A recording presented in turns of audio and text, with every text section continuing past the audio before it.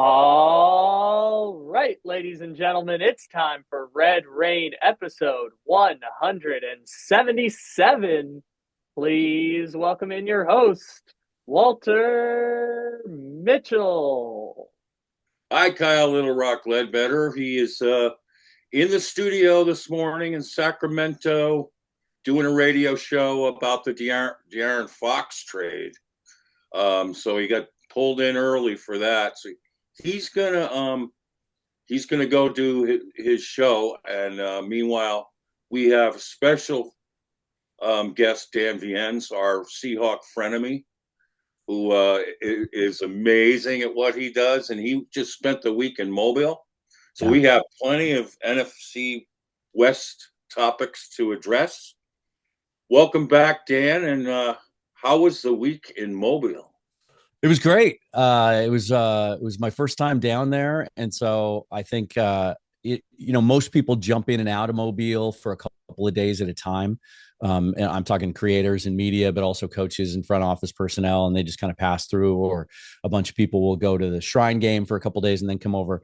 It was my first opportunity to go cover the event, so I was there from Sunday until yesterday. And like I told you before we hit record, it caught up to me. I slept for about 12 solid hours last night. So it was easier to get up early to do this with you today than it normally is, in part because I'm still on Central Time. So Yeah, okay. it's good to be back on. Yeah. Oh man, so great to have you here. So just right off the bat, was there a prospect in Mobile that you came away, boy, I hope he's there for us in the first round? Yeah, there were a couple, and this happens every year during draft time. You start seeing fans and analysts and creators from different teams do their own mocks, and they all end up mocking the same players to themselves, right? We all fall in love with a lot of the same players, and certainly that happened a little bit. Like Gray Zabel to me was the guy from day one all the way through. I'd known of him because another draft analyst friend of mine had been telling me about him since early in the college season last year, but I hadn't watched any tape on him yet. He was the best offensive lineman there from first practice all the way through to the end and even through to the game. A guy that played tackle mostly in college. And great story. Turned down a bunch of NIL money to stay at home and play for the Bison at North Dakota State, but moved inside and was just dominant, honestly, in the individual reps in the game. It's likely that he'll be there at 18. I think he may have moved up into the first round. I'm not convinced the Seahawks go offensive line in the first round, and so it's not really been a focus of mine. But I'll tell you this, from a Cardinal perspective, and really, you could say this about any team in the NFC West, except for the Rams, because they addressed it so well the last 2 years. There's a lot of defensive line needs in the division. And there's a lot to choose from. That was the other standout position group down there. A lot of different shapes and sizes. You want a nose tackle, you can get one. You want a bigger edge, you can get one. You want a smaller guy that can come off the edge. Like lots and lots of defensive linemen down here. So I was impressed overall with the group. Yeah, just while you mentioned that, what did you think of Donovan Iziraku from Boston College? Well, he was so good that he left early. Like he's one of those guys that opted out, I think, after Wednesday. A little undersized, but he's just so explosive. I mean, production is hard to argue with, 16 and a half sacks. Right. And he's not going to be a scheme fit for everyone, but he showed the things you see on tape from him that allowed him to get to the quarterback so often. You saw those on the practice field too, and that translated, and that's what scouts want to see, because not everybody showed up there and kind of lived up to expectations, but he was one of them, and felt like he checked enough boxes that he was able to duck out early. Yeah, and Mike Green, huh?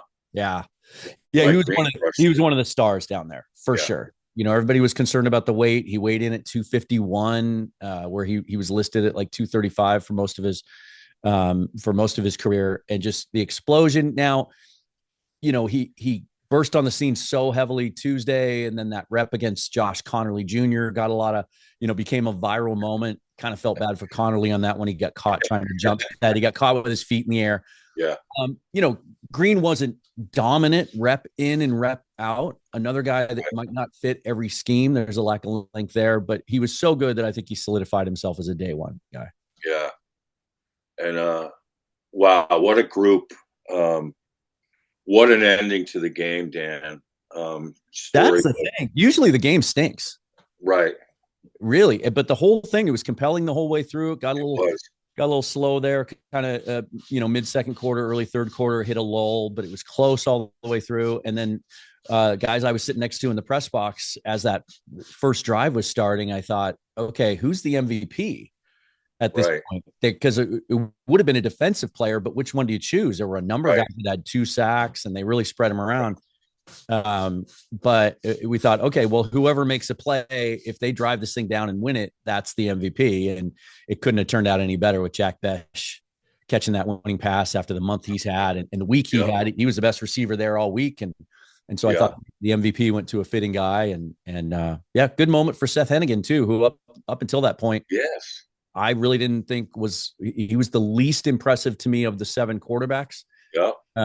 Physically. But you look at his career, the numbers, and how consistent he was, and then just how well he played in the game, and I think he helped him too. I think he's going to be a day 2 guy now. I think, it could be. We're just starting the process, right? He's got to nail the rest of it. But again, you look at the college production; it's hard to argue with. It's almost you look at his last 3 seasons at Memphis, and it's almost identical numbers. Like very, very consistent. Takes care of the ball, doesn't turn it over. It throws with good anticipation, decent size. It'll be interesting to see how he handles the rest of the process. That slot position is now so in vogue. It's not like the old days where the perimeter guys are getting all the love, right? Or all the targets. And like with Puka, Nakua, your kid, Jackson Smith, the Jigba, I really like. He really came on for you guys. And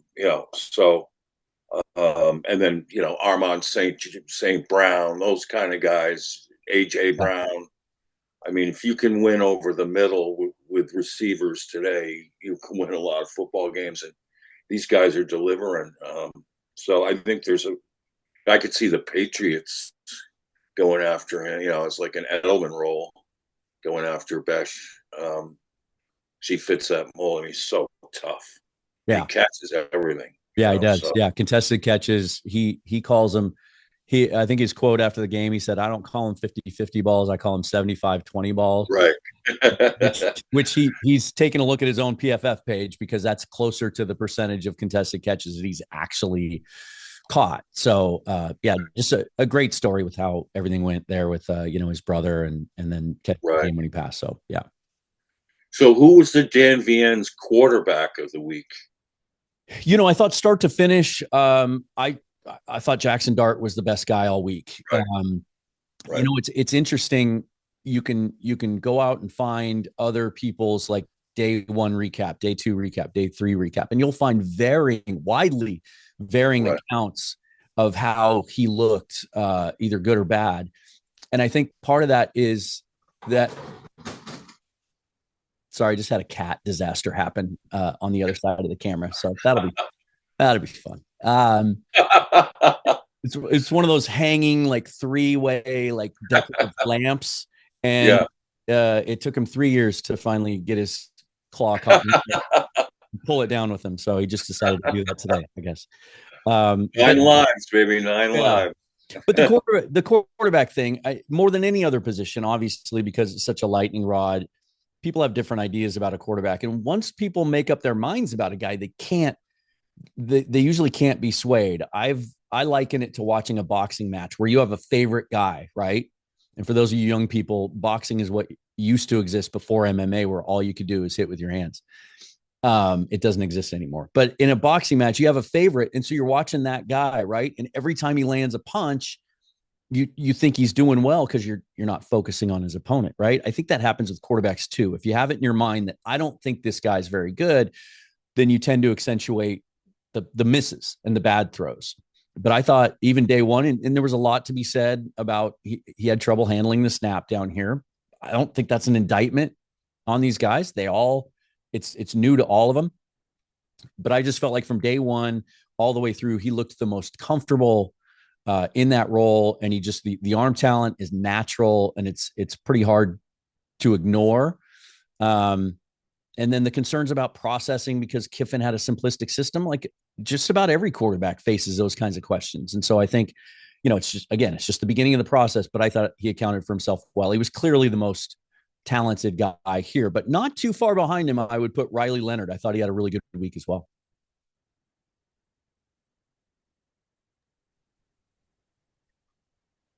Nope, I think Walter may have gotten disconnected here. So yeah, I wasn't sure, so I kept going. No, you're good.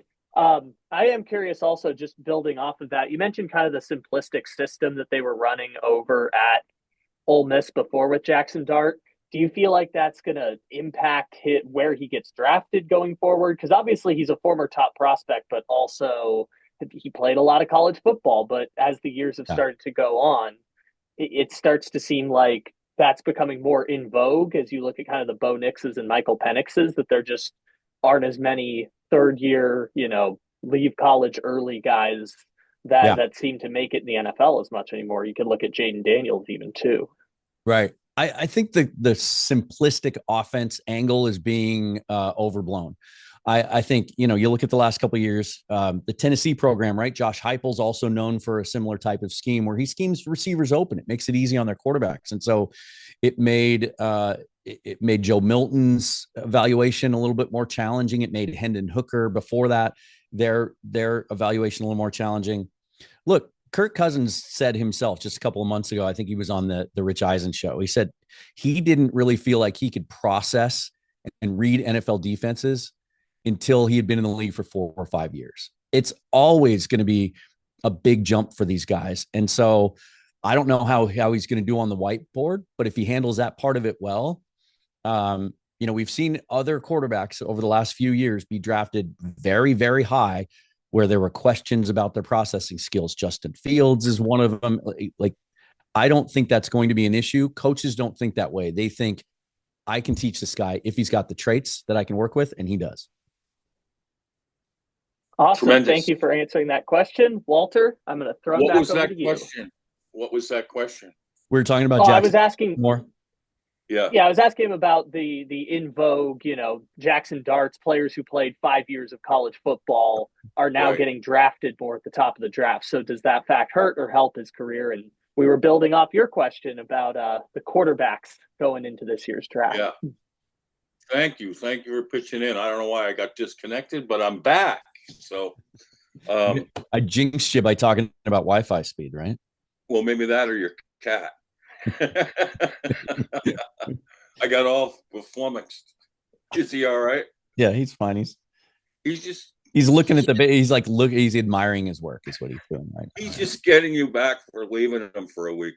100%. That's it. Yeah. That was his statement. Just the beginning. All right. So now I've been so anxious to ask you these questions about your Seahawks. First of all, congratulations on your season. You guys, overachieved for a first-year head coach, and you were right there. And I'd like to apologize that Kyler Murray boinked the ball off of right off his ear hole. Right off the ear hole. God, that was there. What a bizarre game. He dominated the whole game and couldn't get it in the end zone. That whole drive, I'm thinking, I haven't always been Kyler Murray's biggest supporter, but right now, yeah, give it to me, man. Let's go. And he almost pulled it off. Yeah. He played a great game. It just uncanny, but yeah, and so it would have been so interesting to see that last game come down to all the marbles, and would have been must-see TV. And well, that being said, the Seahawks had their own opportunities in a number of games this year where they just couldn't close it out. So they were no one else to blame. They won 10 games, right? Yeah. I mean, listening to Seahawks fans, you wouldn't know it. Like everything is, the sky is falling, and everything's wrong, and everything needs to be blown up, and that's not the majority of the feeling up here, but it's a significant enough one that it's you don't have to look very far to find find the cynics. So talking about blowing up, Ryan Grubb gone. Yeah. Back That was at Alabama. Right. Back with DeBerk in Alabama. See what happens there. I think that's a great soft landing spot. And who knows, his next stint in the NFL, if he gets another one, might go a little better. But I mean, he put up big numbers in the passing game. I guess Geno was a little erratic with the TD to interception ratio, right? Yeah, it was mostly red zone stuff that really was a problem for him this year, and that's kind of hard to gauge. A lot of those are just bad decisions on his part, but how much of it was just that may have been a blind spot. I never really thought Ryan Grubb had a good plan in the red zone, and I didn't see enough diversity down there. I think he belongs in college. I just think it was way too big of a leap for him at the time. Alabama under Nick Saban anyway has resurrected and repaired many a career for offensive coordinators who had failed elsewhere, right? Oh, yes. Sark's doing okay. Kiffin's doing okay. Bill O'Brien's doing okay, right? They've all gone on. And maybe after that experience, Grubb decides that, maybe being a head coach in college is the path that he wants to pursue. Exactly. If he does come back, I could see an opportunity for him in the future again in the NFL as maybe a pass game coordinator, because he did show some cool concepts. He just didn't ever really dial in a good enough running game. And I don't feel like when the Seahawks offensive line was struggling, which was throughout much of the season, that he ever had much of a plan or an answer on how to help them, which is part of a coordinator's job too. So I thought it was the right move for them to make, as frustrating as it is that we had to go through the process again and kind of start over again. But him going back to Alabama is no surprise. I don't think he'll be there very long. I think he'll have other opportunities down the road. Right. So Clint Kubiak comes in. Yeah. And, you want that vaunted running game. I mean, he's right in there with his dad's and Stefanski's and with Drew Petzing, kind of, run it down your throats philosophy. And overload, the boxes with, blockers, 12, 13 personnels. Everything Grubb did not do last year. Right. Yeah. And you got the stud in Walker. And I thought your kid, Charbonnet, was a sweet Chardonnay, certainly against us. I mean, he had that second game, he had a brilliant game. And so you got a little thunder and lightning going there. And then up front, you've got the young tackles. Yep. So you need a little something inside, right? Yeah. Yeah, that's where the big issues were. Once Lucas came back, because that right tackle revolving door the first half of the season was an issue. But the interior was most of the problem after Lucas came back. And here's what I've been saying about that. Like, it's so easy to say it all needs to be fixed. They all need to go. And you can see it again, as I touched on earlier. This is probably the area where it's most amplified among Seahawks fans, is you see the mock drafts they're doing, and it's tackle, guard, center in the first 3 rounds. Like, that's not how you fix an offensive line, by throwing a bunch of rookies at it. You need continuity. You need a mix. And we've invested a ton of draft picks in the last 3 years into the offensive line. They're not going to give up on all those guys. There's some talent there. It's just so young. And so I think you fix it in a number of ways. And I think one of the ways they're going to do it is address it fairly significantly in free agency. They're going to go out and sign someone that they can count on to plug into one of those spots, a veteran. And then obviously they'll look for opportunities in the draft. But when you've spent, 8, 9 picks on offensive linemen in the last 3 drafts, you can't just give up on those guys' development. Some players take longer than others, and there is upside there. Like, I can make a case for any one of those guys being part of the solution as opposed to part of the problem. So I'll tell you, one guy we loved was Christian Haynes. And we were all mocking him to us. Yeah. Everyone wants to give up on him because he wasn't able to establish himself as a starter as a rookie, but he didn't stop being talented. No. It just, And now he gets a chance with a new coaching staff, new scheme. Maybe he's a better fit, right? Yeah. I mean, Mike McDonald name dropped him in his end of the season press conference without being prompted as a guy that they still have high hopes for. To me, Good. when you read between the lines, I think maybe some practice habits needed to improve. Yeah. Wasn't doing enough Monday through Saturday to play on Sunday, which is why he got kind of lapped by Satawa Lamea in that sense. But I see that as a positive because that's how I want my head coach to manage his roster, right? You got to earn it. Yeah. And if he's not quite there, because when he did get opportunities, like in the Detroit game when he had to play the second half, I thought he was good. Right. So I haven't given up on him yet. Yeah. Yeah, I think he's going to be fine, Dan. Is the same offensive line coach coming back? I don't think so. In fact, I think it'll only be a matter of time now. I think we'll hear some official staff announcements this week for the Seahawks now that they're back from the Shrine Bowl and the Senior Bowl. They got to get that done. And plus, there will be some clarity. Maybe it has to wait till next week because I think, once we know for certain officially that Kellen Moore is taking the Saints job, because there are some guys there that are still technically under contract. Rick Dennison and John Benton are two that I'm thinking of. Oh, yeah. That, Kubiak may really want to bring with them, but maybe the Saints don't want to allow them to go yet until they see what Kellen Moore wants to do. And so that might be the holdup there. But I think Scott Huff will probably end up. I don't know who the offensive line coach currently is at Alabama, but those guys have been such a good team for so long that I don't think Huff remains. And we've already allowed our quarterback coach to go elsewhere. And it sounds like they're going to hire the guy that Kubiak worked with in New Orleans last year. So yeah, there's some changes there. Okay. So if it's up to you, who's your quarterback this year? Starter week 1. Yep. That's Geno Smith. Okay. He gives him the best chance to win. Yep. I think it's probably part of the reason Kubiak saw this as an appealing destination. I think he can really do some work with Geno. And the thing that I like the more I learn about Kubiak and how he manages an offense is Ryan Grubb put a tremendous amount of responsibility on Geno Smith's plate, on the quarterback's plate. That's how he runs his offense. You break the huddle early. Right. You come out and it's up to him to call protections, right? And change the play at the line of scrimmage if necessary. And we saw a lot of that. And Geno's very good at that. Right. But I just wonder when you also look at some of the decision-making issues he had last year that were even worse than they've been at other points of his career, that, maybe there's too much going on there. Whereas Kubiak he takes that off his plate. He wants the quarterback to just be able to play free and easy. And so more of that responsibility lies with the center, for example, and some of the guys on the offensive line, which is why I think they're going to be looking for a veteran there. But when you look at how close this team is to potentially getting into the playoffs, right?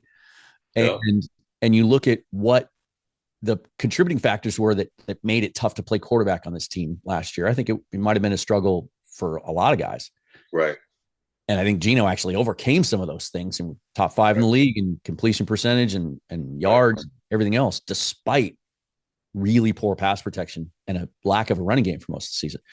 I think he's the best solution. You got to figure out the contract. You got to figure out how to make it work. However, we've been listening to John Schneider. We've been listening to John Schneider now for the last 15 years talk about how he learned from Ron Wolf in Green Bay to draft a quarterback every year. They either become assets or they develop, and you just have to take multiple shots to find one. That needs to start happening now. And so even though this quarterback class isn't much of a sure thing, there's enough opportunity there, I think, that you got to start taking shots and taking one of these guys every year if you have to until you hit on one. So I think it'll be some combination of that. I don't know. I go back and forth on this just because of the quality of the class. But if the draft falls a certain way, I certainly could see him taking one this year. If they don't, though, this has to be the last year. You can rationalize it. If you get through the draft this year without taking a guy, you can rationalize it. You can say, we have Sam Howell, right? We're good. It's just, it didn't fall to us. There are other needs, but this may be the last draft he can get away with that. Oh yeah. Well, let's say Jackson Dart is sitting there at 18. Hey, that's and you're making the call. Would you do it? So I'm on record as saying I wouldn't be mad if they did it for a couple of reasons. One is I like Dart. I think he has Yeah. good starter upside in this league, and if he goes to the right situation, and I think it would be a good situation. It would be a Jordan Love type situation where he wouldn't have to play right away. You wouldn't want him to play right away. Maybe it would only take a year because I think he's a smart kid. I really do. But that's kind of about the range where if he's still there, I think he might go. He might go because and I've kind of half jokingly said this before too. I might take him at 18 if he's still there, just to keep him out of Sean McVay's hands, because I think McVay is looking for a guy to develop, and I think we'll have more clarity in the next couple of weeks on Matt Stafford. Right. But I think Dart would be such a fit there, and that worries me a little bit. Right.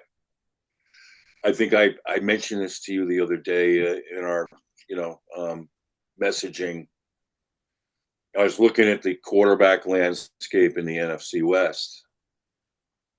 It's entirely possible a year from now, you're talking 4 different quarterbacks. Yeah. Because let me just say one thing, and then I want your take. Yeah. If I'm the 49ers, I don't pay Purdy yet. I just don't. Yeah. I mean, you got that extra year. I know it's dicey to do that, but you also have the F tag that you can slap on him if you're worried about losing him, or at least have him for another year. But I say that because, there are parts of his game this year that got a little exposed. And I don't know, and part of it was due to injuries for sure when you don't have McCaffrey back there like he was accustomed to. Yeah. But they may not do it that way. But they've got a whole bunch of cap space, which is amazing. I don't know how that happened. And they've got a bonanza of draft picks. Mm-hmm. I don't know if you've looked at, they've got like 11 picks and, all over the place. And they pick at 11. It wouldn't shock me either if they drafted a quarterback there necessarily, seeing as they have all these other picks. I'm just saying that, now that might get solved if there is a contract. It's just something weird, Dan, about the 49ers and contracts lately. They can't get it done, and it lingers into training camp. And in my opinion, it's distracted that football team. I mean, it happened with Debo. Yep. It happened with Ayuk. It happened with Trent Williams. Yep. I mean, where every other week it's like they're trading them now, and then no, they're not trading them now. They're going to work it out, and so you have that scenario. I mean, Matthew Stafford has 1 or 2 years left at most. Would you think? Yeah. And if I'm the Rams, man, I want to keep him.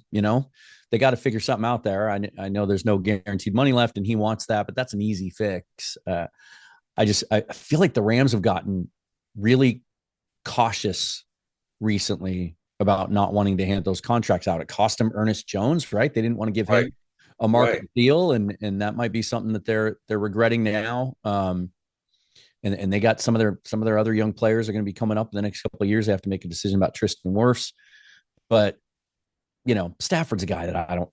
If I'm Les Snead and Sean McVay, I don't want to move on from him. Right. I think that team's really, really close, and a couple more impact defensive players away, maybe, from maybe being the best, the most talented team in this division, right? Yeah. And you're right about the 49ers.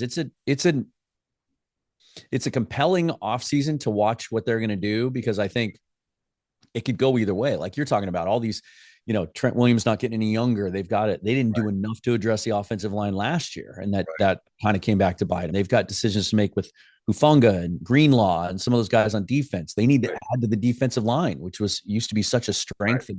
And now it's not. And they have those 11 picks. They've got 4 in the top 100. 5 in the top 112. They got, they've done a really nice job with the comp pick game. Yes. the last few years, and they've also had some coaches go on in the diversity program there, and they've gotten some picks from that too. And I'm with you. I don't know how they've been able to do it with all the big contracts they have with the cap space, but that's why I think they are going to sign Purdy. I think it will be this offseason. I think they will get it done, and part of the reason is I don't think they want to go through that again. They swung and missed at Trey Lance. They got really fortunate that they had fallback, that they took Purdy when they did. But I think the fact that they have some cap space gives them that flexibility where maybe they could do a deal that's maybe a little more upfront money, and they could kind of eat it early. Whereas a lot of these quarterback contracts, it's more on the back end. They could go either way. It could all kind of continue to fall apart because of some of the age and contract decisions.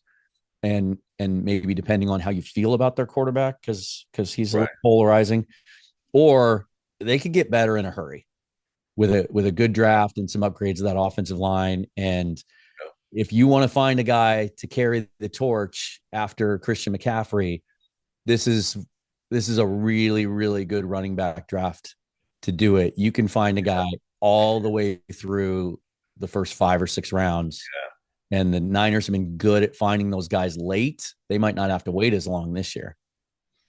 Yeah. Well summarized. And can you imagine if they take, like, just sorry to interrupt you. Can you imagine if at 11 they take Ashton Genty? Like, it wouldn't surprise me at all. Right? See that since the Cowboys are, preening for him. What do they pick in the next pick, right? 12? 14, I think. 14, yeah. It's hard to find a draft where they don't have Genty going to the Cowboys. Yeah. Speaking of the Cowboys, freaking A, they poached my opinion, best coach on the staff, and Clayton Adams, in that bogus OC role where you don't call plays. Right. The head coach is, but you're getting, they're able to poach your best assistant because they can call him OC. Yeah. I just was like incredulous that the Cardinals didn't find a way to keep Clayton Adams. He has been, a game changer in Arizona. You didn't see the best of it because Leonard Williams kind of put a stamp on both those games.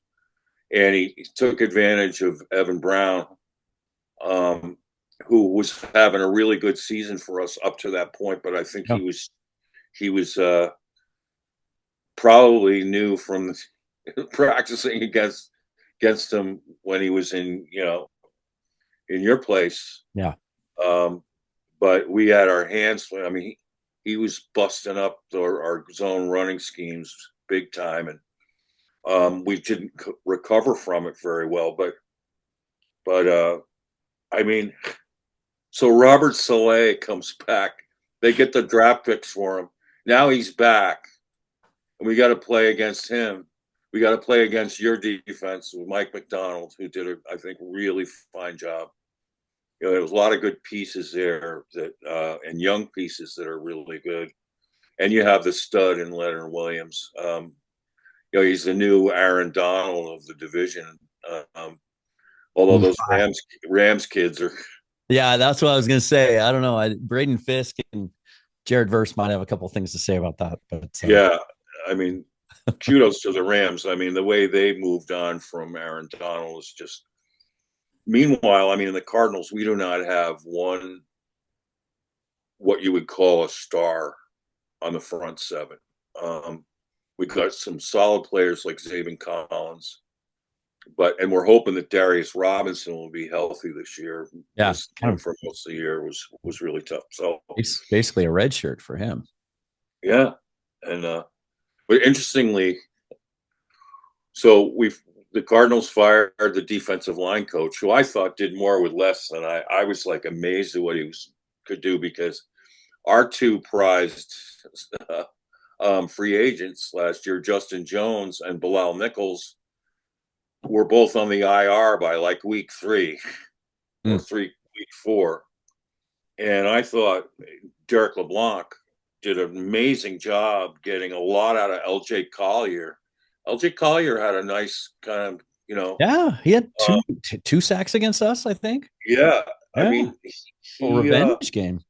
Yeah, he was rejuvenated, and he's playing a different position now, Dan, as you know. Yeah. He's playing like a 34 DN, which is a lot different than a 43 DN. So, and then Roy Lopez, I thought at nose, he got a really good thing out of him, and a kid named Naquan Jones stepped up. So, I mean, and we only ended up 21st in the league in stopping the run, which was huge. I mean, the year before we couldn't stop anything. So, but they fire LeBlanc, and now that they get their best coach, and we get our best coach and Clayton Adams coach, and this is either insane brilliance or incredible, like, throw spaghetti at the wall. But now our two new line coaches are fresh out of college, neither of whom's ever coached a minute in the NFL. No. Now they've got some pedigrees, particularly Justin Fry, who's was Chip Kelly's offensive line coach, and did a masterful job working with a makeshift line and leading him to a natty. Boy, Ryan Day's got some work to do, doesn't he? His staff amazing. He's gotten completely stripped to the studs almost. I know. Yeah. That's the thing about college ball now is, with the NIH, and it's dicey. I mean, year to year, everything can change. So, and particularly for coaches who don't want to deal with that, so, and then we just hired a Minnesota's defensive coordinator, University of Minnesota. DiLatabaro is his name.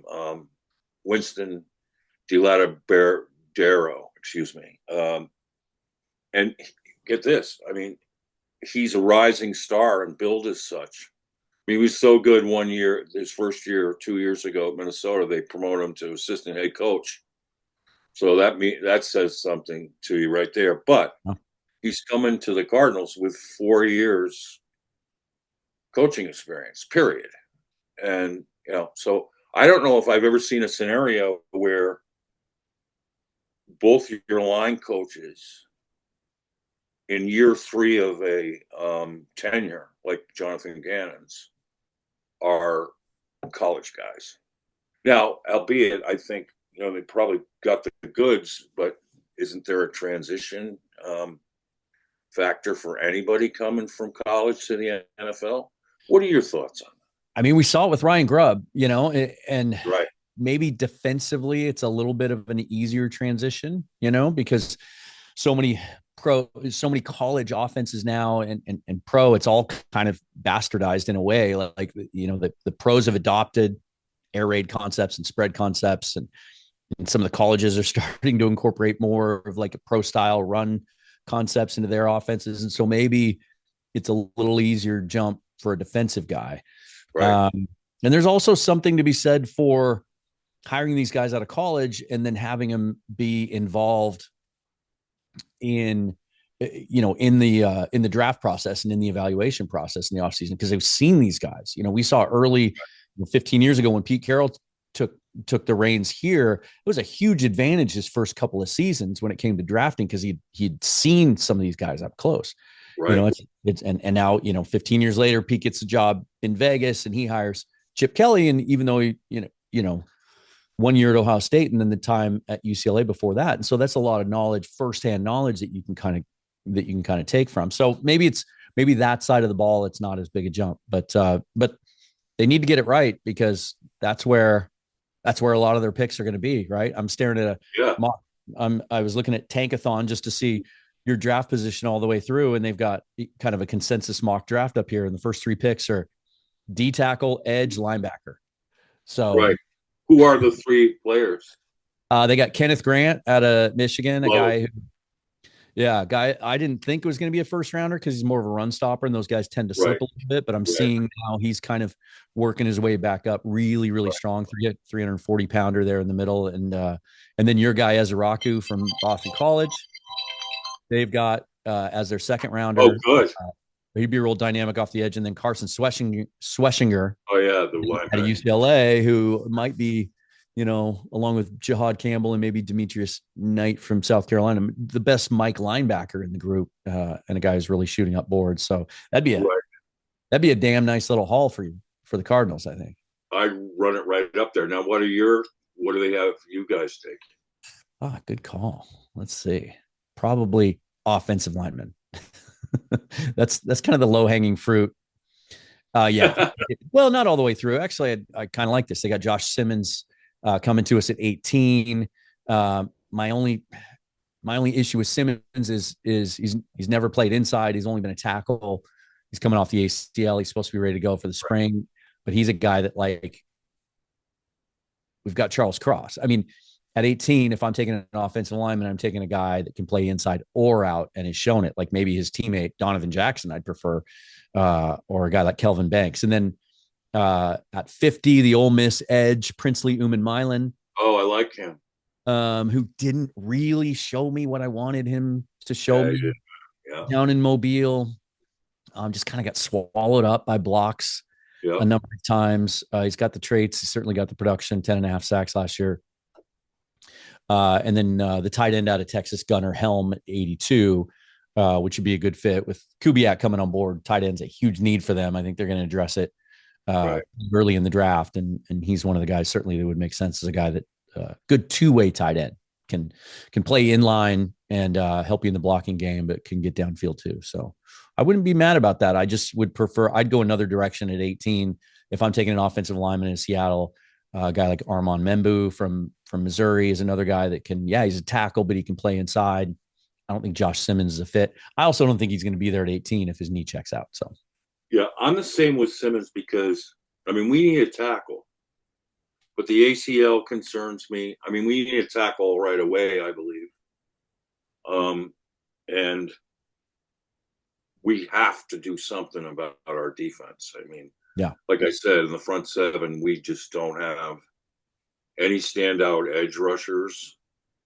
We don't have any standout run pluggers to keep the linebackers clean. And we don't have Kaiser White played hard for us, and he's a baller, but he's a little undersized. And he's not as instinctive as Ernest Jones, particularly in coverage. We were getting, Gannon likes to play a lot of zones, and those were really struggling all year. I think what they're going to try to do is get, a Mike linebacker who can cover and is better at zone. So, I mean, are you going to re-sign Ernest Jones? I'd put the odds of that at about 99.9%. I mean, his agent probably wasn't too happy with what he came out and said after the final game this year, that because it was reported earlier that week that the Seahawks had tried to get him to agree to an extension before the season ended. Those talks had amicably ended. And then he was asked after the final game how he thought it would go. And he said, I'm going to be here. I want to be here. We'll get it done. I don't see an issue with it.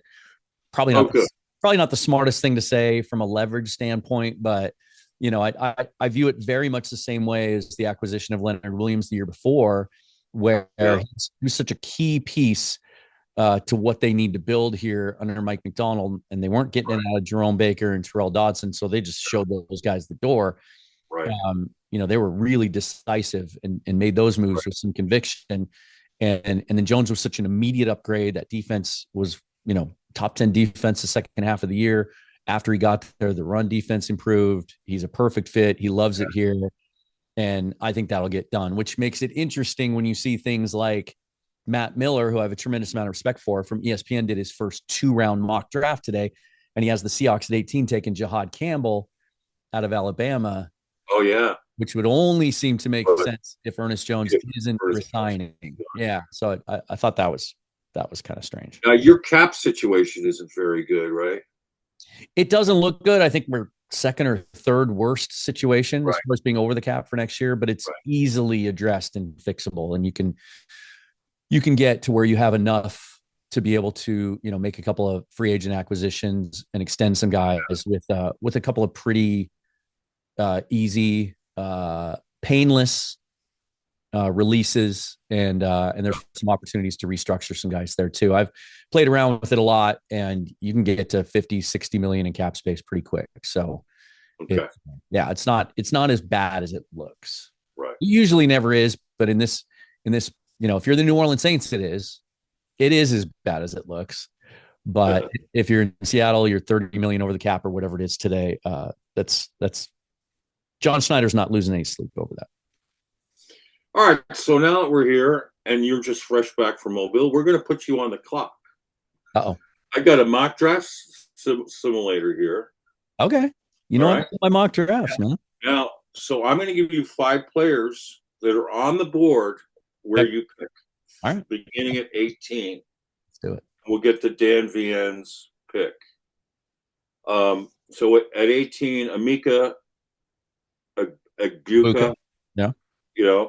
So he's the one, he's at the top of that list. Cornerback Benjamin Morrison of Notre Dame, Michael Williams of Georgia, Walter Nolan of Mississippi, Armand Membu of Missouri, the tackle. I think he was there, right? Yep. He was supposed to be. He came down with a stomach virus on Tuesday, and by Wednesday decided not to play. Okay. Yeah. And then Jack Sawyer's there, Kenneth Grant, Matthew Golden, Gray Zabel. They have ranked 26. He's there. Nick Scorton. Ooh. Shamar Stewart is gone. Oh, is he ranked? Gone. He went at 16 to us. Okay. Okay. Well, that makes sense. He's a guy that I really, really like. He made some money for himself down here this week, and then he looked twitchy. He dipped out on Thursday. Yeah. I'd say of that group, I might go Michael Williams. Whoa. We like our edge players here. Yep. But I think they're nice players, and I don't think any of them. I think through 3 years now, I think Boye Mafe is what he is. He's a nice player. He's gonna have breakout games from time to time. He does a nice enough job setting the edge, but he's not a guy that you have to game plan around. He's not that twitched up like terror off the edge that we hoped he would develop into. Derek Hall is a power player. And then Uchenna Nwosu, who I expect to be back probably on a reworked deal. He's another guy, good edge setter. He'll get to the quarterback, but he's not really a guy that keeps you awake at night.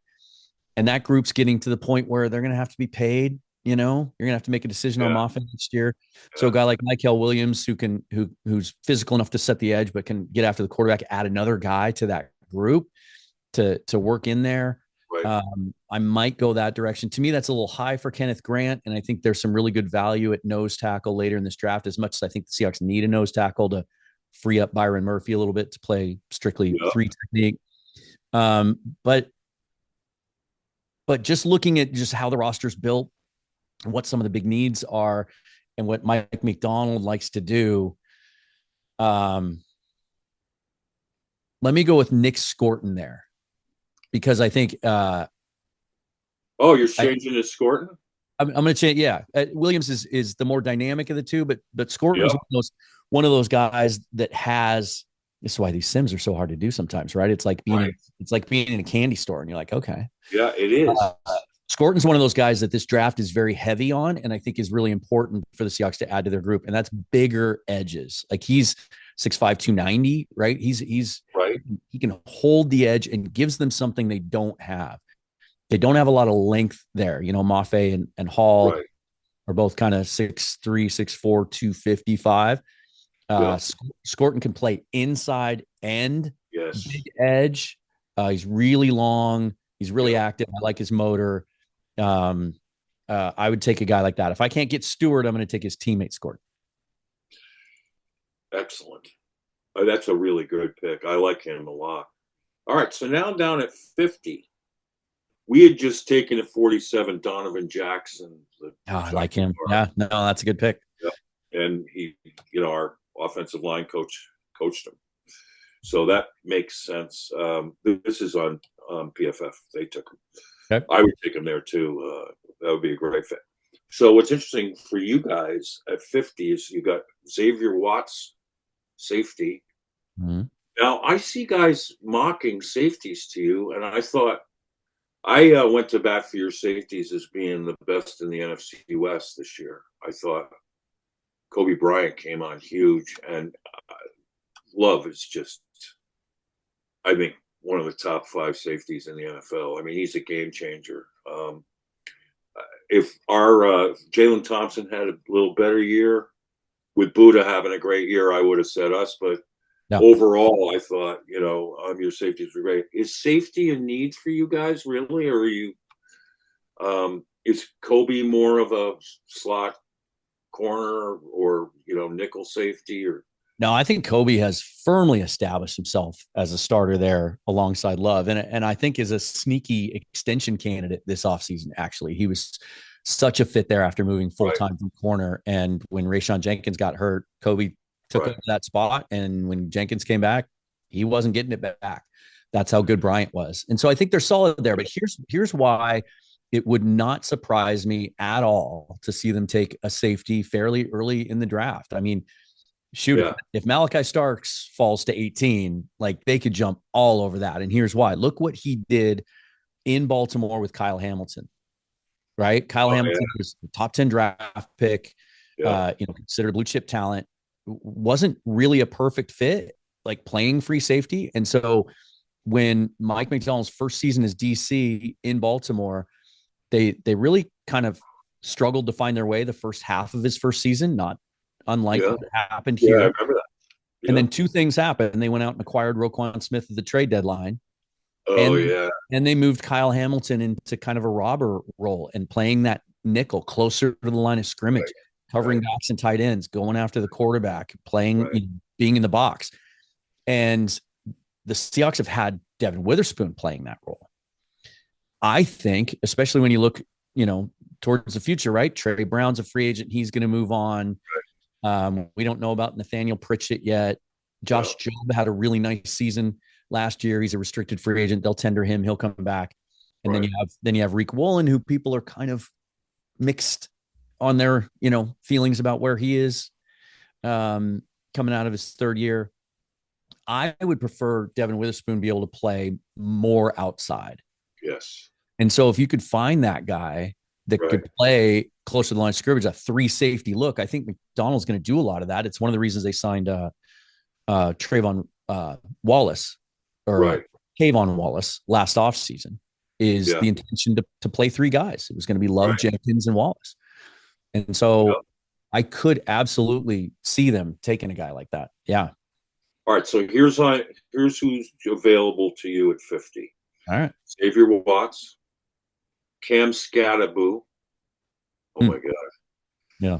Carson Schlesinger, the linebacker UCLA. Kyle Kennard, edge. Another big edge, Yep, South Carolina. Savion Williams, wide receiver. Jaden Higgins. What? Oh, I like that kid. Yeah, he had a nice week. Yeah. They got Derek Harmon on here from Oregon. Okay.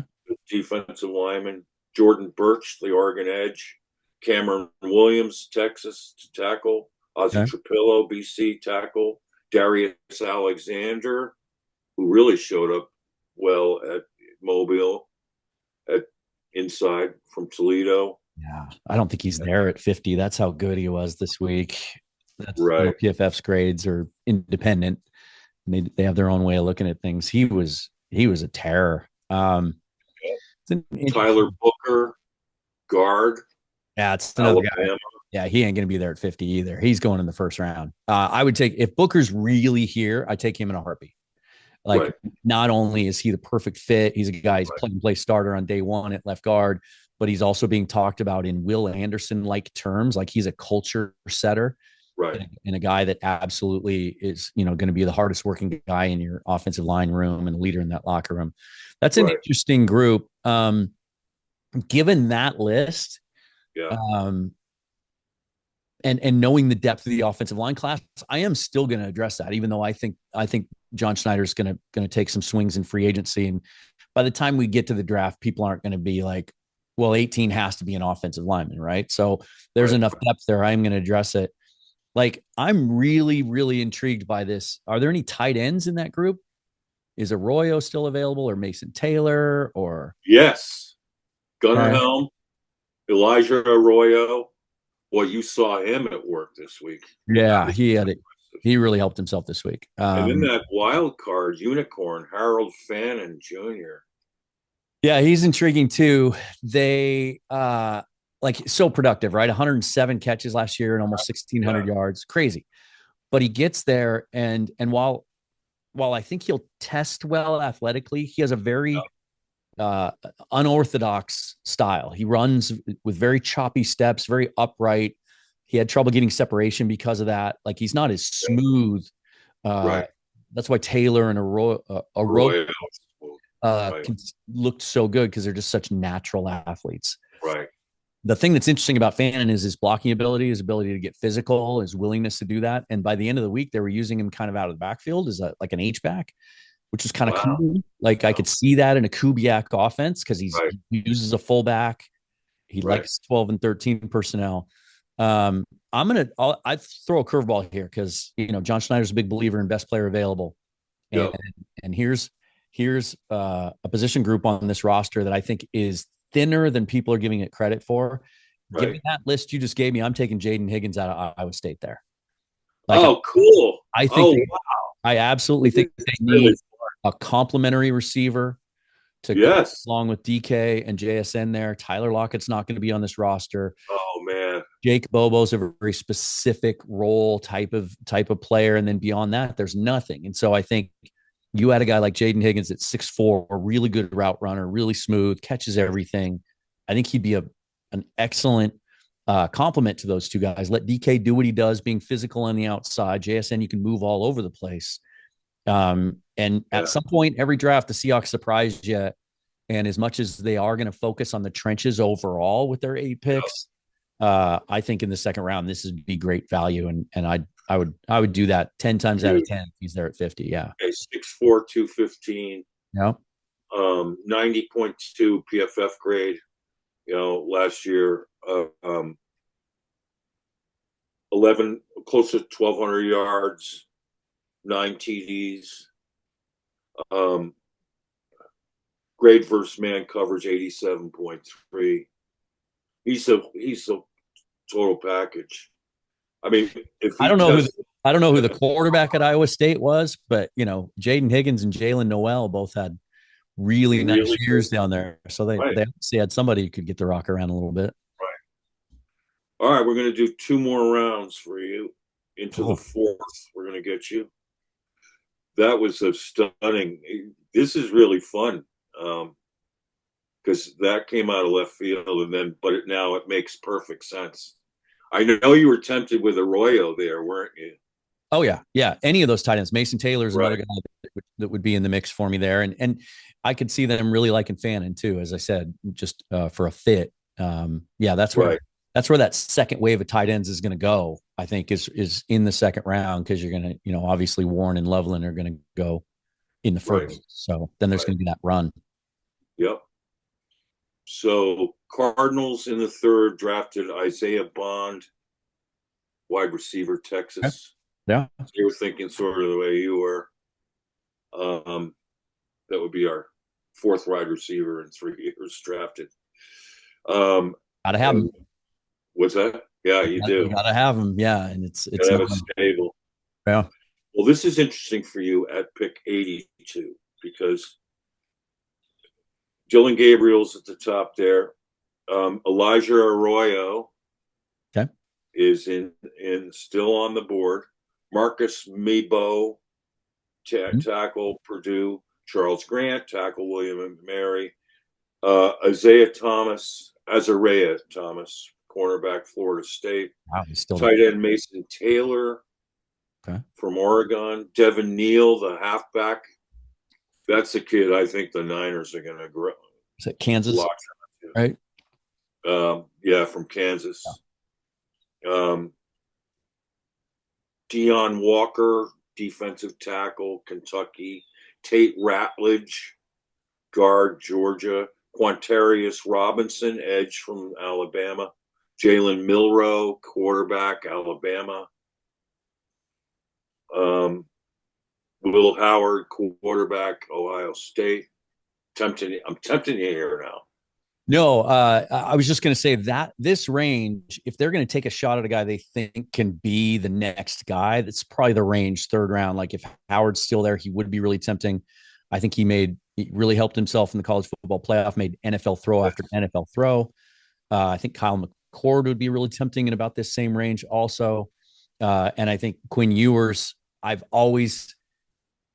had a pretty strong gut feeling for the last 2 years that Schneider has been watching Ewers for a long time. When they drafted JSN in the post-draft press conference that night, he like name dropped Ewers in reference to some things he saw when he was still at Ohio State before he transferred to Texas. And I thought, that's interesting that he would be that aware of a guy that early. But I think given that group, Marcus Bowe out of Purdue would be a really, really tempting guy there because of his versatility. He played almost exclusively tackle here this week, which I thought was interesting because he's barely 300 pounds. He's like 305. He's not as long as you. I think he's 6'4", 305. And so there's some concerns about length there, but he can play guard. And some scouts think you stick him at center and that might be his best position. And so just the fact he can play a little bit of everything. Right. I love his feet. His ability to get out to the second level. He moves really well, which, Kubiak prefers that wide zone offense. He'd fit really well there. And he's got some of the heaviest hands of any of the linemen in this class. There's a move that he has where it doesn't take you long watching his tape to see it. But if he gets a guy's momentum going one way or the other past him, he'll like club him in the back with his arm like a haymaker to just like keep going that way, dude. Really, really nasty and physical. I'm going to take him there. I'm going to check that box. I'm going to take a guy in this draft that can play just about anywhere on the offensive line and then figure out where he fits. That is awesome. Okay, one pick left. We're just going to do the 4 rounds. Yeah, no, that's cool. So, man, I'm going to have to email this to John Schneider. Serious. I mean, this is some really good, spontaneous. Right. But obviously, you've been thinking about this. It's like gears are clicking. It's all I think about, man. I know, right? What's wrong with us, Dan? Oh, yeah. I know. Wake up thinking about it. Right. So let's draft. We're going to get Marcus Bowe in there. The big Boilermaker. All right. And now in round 4, the Cardinals pick Viens Jones, edge, LSU. He was spectacular this week, and I don't feel like he really got the publicity that he deserved for being so good because Mike Green and some other guys popped. He was everywhere. He was wreaking havoc in the game on Saturday. He's long. He's that would if as a Seahawks fan, if I saw that pick, I'd be like, okay, all right. Well, Cardinals are going to get good up front. Well, look who's at the top here, Quinn Ewers. You at 1/3. Yeah. Oh yeah. So, I'm not gonna do that yet. I honestly do think if there's a guy that they have conviction about and they think this is our time to take a shot, they'll do it. They'll do it early or not at all. Maybe in the 7th round, they'll take a guy that they think can be developed, but they don't want to have to recruit him in free agency. Right. And so just, maybe one of these lower round guys, but I think they do it early or they don't do it at all. We're going to leave him off. Yeah. Here are your options. Brashard Smith, halfback, Southern Methodist. Okay. I really like that kid. I don't know if he's a fit for you guys. But tight end, Mitchell Evans, Notre Dame. Jarquez Hunter, running back, Auburn. Billy Bowman, safety, Oklahoma. Kalen Mullings, Michigan, running back. Luke Kandra, guard, Cincinnati. Pat Bryant, wide receiver. You already took a wide receiver. Tyler. Yeah, I like Bryant. Yeah. Edge, Miami. Jake Brenningstool, tight end, Clemson.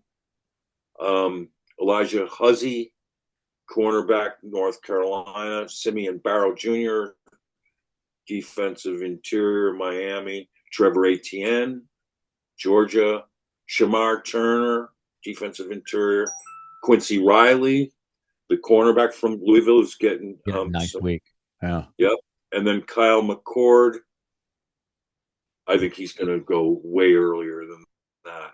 Yeah, despite what I just said, if McCord's there in the 4th round, that's almost a no-brainer in my opinion. But I do think he'll end up going on day 2. Of the guys you mentioned, now corner would be really, really tempting here. Riley had a great week. He was sticky as heck. There was one red zone period on Thursday where he had a couple of pass breakups in the end zone that were outstanding. And then later in full team session at midfield, he had a pick 6 go through his hands. But he was sticky all week. The guy that I think would fit here, and we've had this conversation just a couple of rounds ago, is Billy Bowman, Oklahoma. He's a little undersized for a safety, but this is a guy that I'm not playing in too high. Yeah, this is my guy that maybe I'm playing close to the line of scrimmage and sort of that role they intended for Kayvon Wallace. He's a guy that just seems to be around the ball and make plays. And I think in that range, especially, like he would make a lot of sense and really fit in there. Yeah. Oh boy, let me pick him there. All right, let's see what the grade they give you. Oh, probably terrible. Okay, that's not bad. Their grades are so messed up. If you don't take a player at the exact spot they have him ranked on their board, if you reach a little bit for a guy because you think he fits better, then they just automatically give you a no. It's not. But wow, this is impressive. So the final result was at 18, Nick Skirton, the edge from A&M, Texas A&M. Then you took Jaden Higgins, the wide receiver from Iowa State, at pick 50. Then Marcus Mabeau, Purdue, offensive lineman. You're going to kick him inside, or maybe at center, like you said. To start with, yeah. And then Billy Bowman, the safety from Oklahoma, who is a really good cover guy. Yeah, I mean that is. I was noticing that from him all along, and like you said, the name of the game today, you got to defend the slot. Mm-hmm. But if you're taking one of your best corners away from where he could actually be even better, I mean, to get a guy who can come in and cover the slot, and allow Witherspoon to play more outside, or that you can devote him to matching up on some of the best receivers on the other team. And they could do that with a third linebacker too. You know, there's a bunch of linebackers that were down there, and this is kind of the trend, or are in that new wave of college linebackers where we've been saying undersized for like 3-4 years now. So at a certain point, then doesn't the trend become the norm? And then when a guy comes along like Demetrius Knight, who is 6'1", 245, that's the unusual thing. And so, a bunch of guys were down here, the kid from Oregon, Jeffrey Bossa is one. Jack Kaiser. Oh yeah. Jack Kaiser's another guy from Notre Dame that I'm thinking. I love that kid Kaiser. He had a great pick on a Milrow seam ball where he just read it, kind of baited him a little bit, and then dropped into his zone and picked the ball off in practice. And those are guys that, like, they play linebacker, and the Seahawks are pretty set at their top 2 inside linebackers, but you can certainly play a third guy. And there were times where they did that last year. And if that guy could kind of be your sort of big nickel in a sense, allowing Witherspoon to stay on the outside. So lots of flexibility there. All right. Last question for you. All right. I'll let you get back to sleep. Oh no, I got work to do.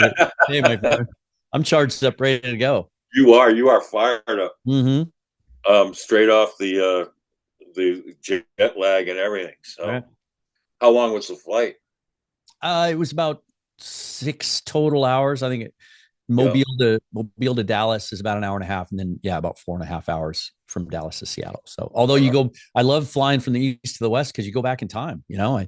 That's true. I took off at 5:30 local time and got home at 10:30. So right. Okay. So put your crystal ball out there. All right. If the pundits today are picking the NFC West, who's 1 through 4 right now? Right now, yeah, with where the rosters stand today, right now, and not projecting upgrades over the offseason, right now, right, but expecting players who were hurt, to come, like McCaffrey to be 100% healthy, Trent Williams 100% healthy. Still, honestly, right now, I would go, and I know I'm going to piss off some 49er fans because, like I said earlier, I think they have an opportunity to right the ship this offseason and get right back up to the top of the division.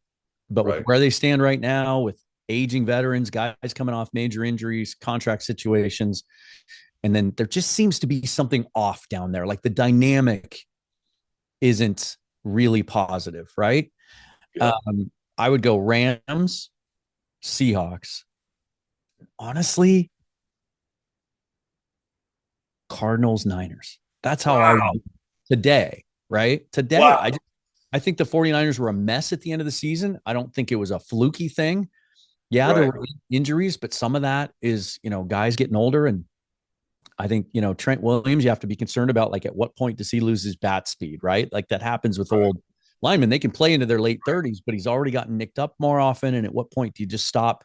You start getting beat by speed on the edge a little bit. I think they can bounce all the way back up to the top of the division, but they have to have an almost perfect offseason. And that's a lot to ask. Yeah. I'm so high on the Rams and what they did on defense and how quickly they fixed that and how dynamic that defense is. And, they're always going to be able to score points as long as Sean McVay is there. And then, and when it comes to the Cardinals now, I could put the 49ers above them and put the Cardinals in 4th. It doesn't mean that I don't think there's some pieces on that roster. I do. They're just not quite there yet. And about my reservations about Murray. But yeah, so if I was pressed, maybe you could put 49ers 3. I just think it's a mess there, and they got some work to do. So yeah, no, that's fascinating because, and the Revenge of the Birds members will really enjoy hearing this because they've been arguing similar things, and I've been saying that because of like right now, I think that's a compelling case, but I have a feeling somehow they're going to, like, with the draft, just ace the draft. They're going to have all these draft picks and the buzz around them with Robert Salah coming back. I'm gonna guess that Lindy's and the publications are going to say Niners 1, Rams 2. Yeah, and I want to drink what you're drinking. Reason. Yeah. I think their like boom or bust potential is the highest in the division, right? They could either go out and win 13 games again, like this year, or they could have another season very similar to this one. Like I like Brock Purdy. I tend to lean more on the side of like being a Purdy believer. Yeah. The fact of the matter is he's one of those guys that he needs support and he needs things to be in place around him. He's not Josh Allen who can just go out and carry you on his shoulders. And so they've got to get those things tightened up. And then I'm concerned anytime I look at an organization and there seems to be discourse in the locker room. Yeah. And as long as Brandon Ayuk and Deebo Samuel are on that team, and I know Ayuk's got the big injuries coming back from, so you don't know if he's going to be ready at all. Like that, that's a red flag. And I say that from experience because we started to see that happen here in 2015, where the whole of the quarter of the Super Bowls and being close and not making it, like just like the 49ers were a couple of years ago, should have won that Super Bowl, right? It wasn't as dramatic as the Seahawks failing to score from the 1 yard line, but still just as painful. and then Right. and then you feel like you're having to play catch up rather than just building your organization and kind of taking one day at a time. Right. And there's some things there that just I think below the surface that are significant. Yeah. We got 2 minutes left. I'm going to come back to Kyle Ledbetter, who's right there. After, Kyle, you pick right now. If you were Lindy's magazine and you had to pick the NFC West for next year, 1, 2, 3, 4, who do you got? Who do you got and where? I would go with the Rams at number 1. I feel the most confident there. After that, I would go probably. I feel like all the next 3 teams are all kind of in that 7 to 10 win range. So I feel like they're all, kind of fighting for that like 6th, 7th wild card spot. So when I go 2 through 4, I preface it by saying I think they're all pretty close. But I would go Rams 1, 49ers 2, Seahawks 3, Cardinals 4. But I could be convinced about flipping the order of any of those 2 through 4. Right. I'll bet you that's how a lot of those preseason publications are going to call it. Right. And I'll even bet that the Cardinals will end up being a little bit of a darling again. And I could see, brace yourself, Seahawk fans, if you're listening, like you could see Rams. I could see a lot of these magazines and preseason publications calling it Rams, Niners, Cardinals, Seahawks, especially if indeed Geno sticks around, because there's people that just don't like him. Right. And so I could see a wide range of outcomes there, other than the fact that I think the Rams are going to be the consensus pick. That's if Matt Stafford comes back, right? Like who knows what's going to happen there if they don't, but I will add, I also Sam agree Darnold, with Dan that I'm sorry about that. I was going to say, I agree with Dan that the Niners have more work to do than people I think are realizing. I think there's some big offseason decisions they're going to have to make to improve that roster to get back to where they were. But they're going to be motivated, and that's what scares me when, a ticked off John Lynch wanting to prove that last year was a fluke. Right. I could see them being really creative and really aggressive and really trying to take advantage of the window that exists with Trent Williams and maybe Christian McCaffrey if he comes back for another year. I could see them going like aggressively all in, and that worries me. And they've got triple 11s going in the offseason. 11th most cap space. They're drafting at 11. They're going to get a premier player there. They have 11 picks, right? And then they have 11 picks. All right. So they got the money. Now, the Purdy contract may have something to do with that, but of course, you can always kick the can down the road with this. They can maneuver it in such a way that they can make it cap friendly for this year. But if they go that route, I could see them doing something like taking a big swing too. I could see them trading Debo. Right. I could see that. I don't know what the dead money implications are of that, but I would assume it would free up a little bit of space. But like if they're confident Ayuk's going to be healthy and come back from that leg injury, correct. Ricky Pearsall really showed some things in the second half last year. Like I could see them making a big move like that instead of trying to pay all these guys and keep them all. Like, right. Yeah. Yep. They just said goodbye to Hargrave. Javon Hargrave, I think they voided him out. So that's a big loss for them. They're going to have to, beef up their line again. But, Dan, always great. This was really fun to, especially with you coming fresh back from Mobile with all this intel. It was just cutting board stuff. I really enjoyed it and can't wait for the next time. So thank you for coming. And you want a parting shot to Cardinal fans? No, I just, you guys have some good pieces in place and they're kind of sitting in some respects where I thought the Rams were a year ago with like, not as far as, they're as good now as the Rams, but just, they have another good draft. I thought their first 2 drafts under Monty Austin were very solid drafts. You added They added in, a lot of good, solid talent, not unlike what's happened up here in Seattle, where we've had a couple of nice drafts back to back, but they've lacked in star power. They've lacked in like sure things and blue chip players. If they go out and find a couple of guys in this draft that are difference makers and they have a ton of cap space, right? And maybe they can convince some free agents that they're close enough to maybe win some recruiting battles down there. Like they could get over the hump pretty quick. So regardless of my thoughts on Murray, he's good enough that if you put some other pieces around him and improve that defensive unit, be able to get after the quarterback a little bit, that they could jump up. Fantastic. Thank you so much. And thanks to Kyle Ledbetter for producing this while doing a radio show in Sacramento. Sure. Talk about double tasking. That's really cool. And then, of course, thanks to all of you guys. May one day the red rain of Super Bowl confetti shower down on you into a red sea. Red rain.